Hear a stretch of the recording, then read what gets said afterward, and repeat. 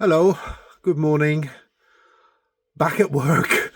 God, I'm really this has been an absolutely tiring week, if I'm honest. Um when you've been off work for nearly 3 weeks and you have to get back into the routine is quite debilitating, to be honest. And oh God, I'm feeling rather tired. So my body clock is all over the place, to be honest with you. But we've had a great holiday, and I suppose in many respects, I'm happy to be back. I'd love to holiday for the rest of my life, but it's just not going to happen, is it? So um, I'm never going to be that rich, unfortunately. Um, this week, I wanted to talk a little bit about my next holiday, and it's quite bizarre. So we normally, when I get back from a holiday, uh, I immediately start thinking about another holiday because I love traveling. I really do.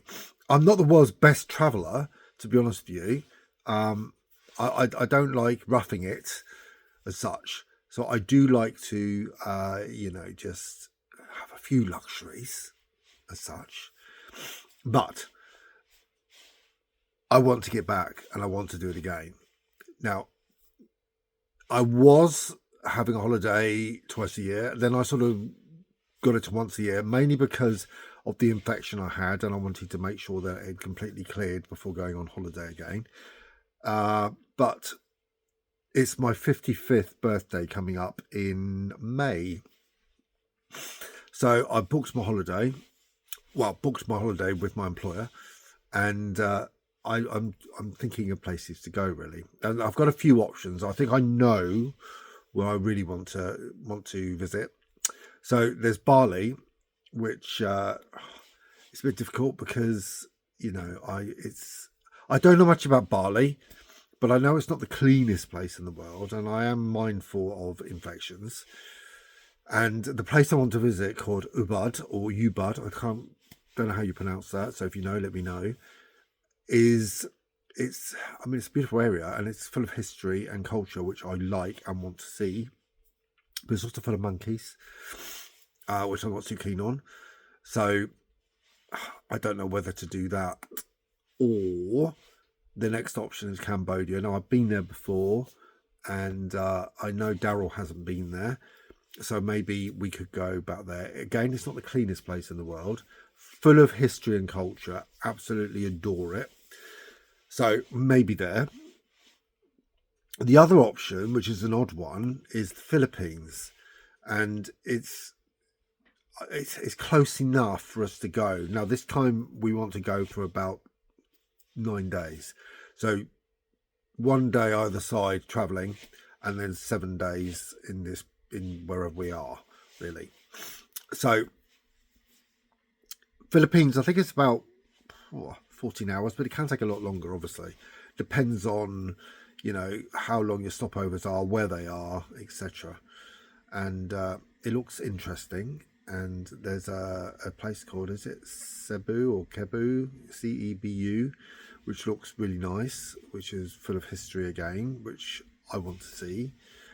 Now, I was speaking to a friend from the Philippines, and she said the only problem is there was an earthquake there recently, I believe. So I'm not sure about the logistics of going there quite yet, but that kind of remains to be seen, to be honest. So I will just play that by ear.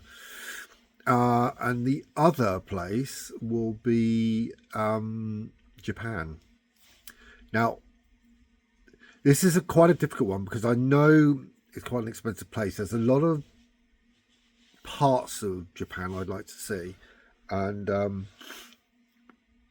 I know that going for like a week is going to cut it right down. So I've got to make a decision whether I just want to go to Tokyo or maybe do Osaka and Kyoto. It's really a matter of what's important. Now, going to Japan has been a dream, and this could be a taster to that.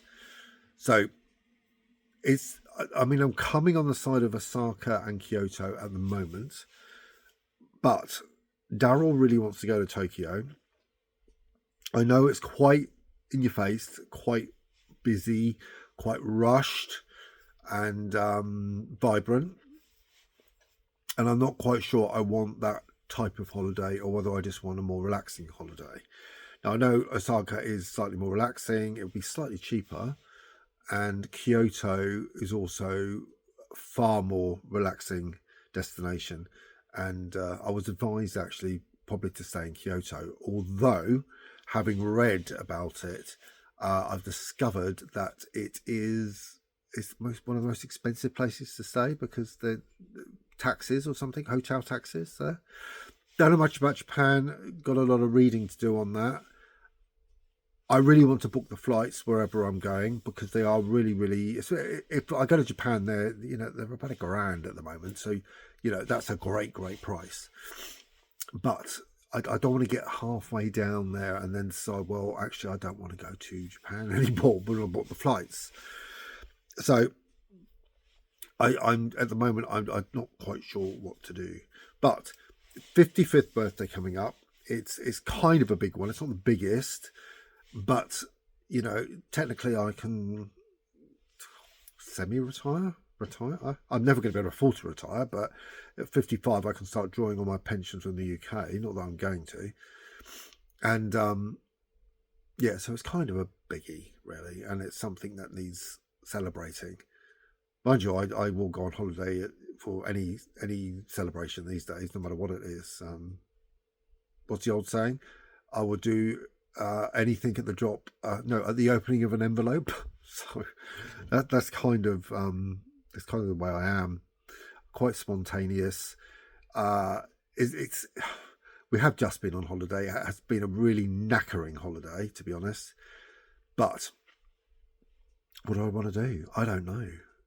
Give me some ideas. Give me, Japan or Bali or Cambodia or whatever. Even Vietnam. I'm thinking about going back to Da Nang because that was quite a relaxing place to be, actually, and I quite enjoyed being there. And I didn't really see as much of that as what I would have liked. So it could be there as well. So that's it really this week. I don't want to go on this week because I'm not even going to do a written blog this week because I was writing every day on holiday and it does take it out of you. And so I just want kind of just a little bit of space just to avoid writing. I mean, I am writing a book, as you all know, the second book. And I'm not in that frame of mind for writing at the moment. So it's a short vlog. And I will get back to writing probably in a couple of weeks. And when you're writing every day on holiday, that's 12 days in a row. It does sort of drain you somewhat, and the writing isn't as good as it should be. And so a vlog sometimes is just the easy way because it just gives you a way of communicating with your readers or your listeners or watchers, and without having to spend hours and hours writing. So just to let you know, Australia is still cold. Apparently when I was on holiday, it was beautiful weather, and I've come back and it's bloody freezing again. Hence I'm sat here in a gilet and all this garb because it is cold. It's colder than what it should be.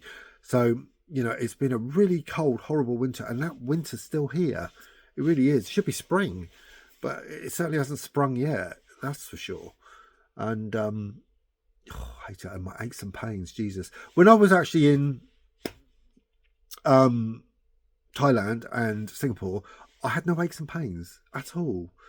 I had no IBS at all. And I've come back, my IBS is back, my aches and pains are back.